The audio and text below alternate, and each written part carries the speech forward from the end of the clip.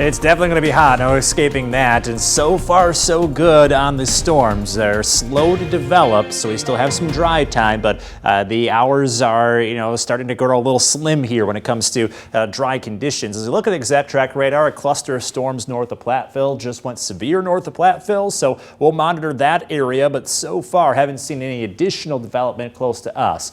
If these do manage to get going, they could go severe quickly because of all of the heat and humidity in play. But like you saw on the ExactTrack radar, we've got maybe another hour of dry conditions before things look a lot more active. In the meantime, it's all about the heat. Heat advisory still into effect. Excessive heat warnings in effect for Lee and Whiteside counties. No escaping these high dew points, as well as that high heat index. Really feels like 100 for most spots.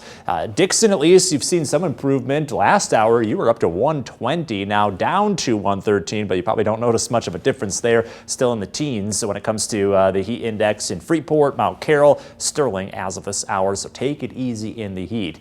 Of course, our attention then will be on the storm potential later this evening. We are looking at a 3 out of 5 risk for severe weather. That would be for damaging winds and flash flooding as the main threat. So there is almost tropical levels of moisture in the air, so that's all got to get wrung out by these storms coming through, which means we could see extremely hefty rain totals, especially in spots where we see storm after storm after storm, resulting in that possible flash flooding. So a low risk for right now. Just remember, do not drive through any kind of flooded areas.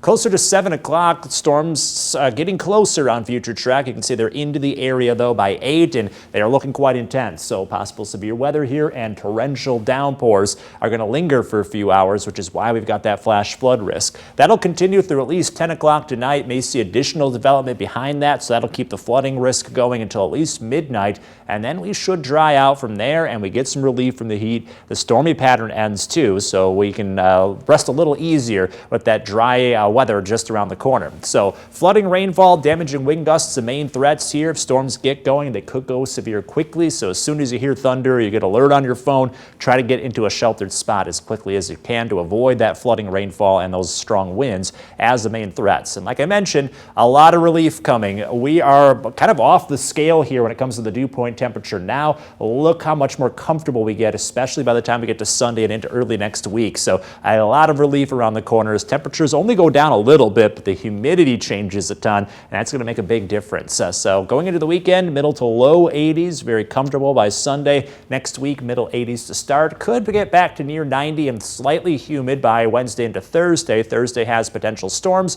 before we drop again in your most accurate 10-day forecast, looking at the low 80s long term. So comfortable weather's just around the corner, just in time for the weekend. Just have to get through potentially a busy evening, so stay weather aware.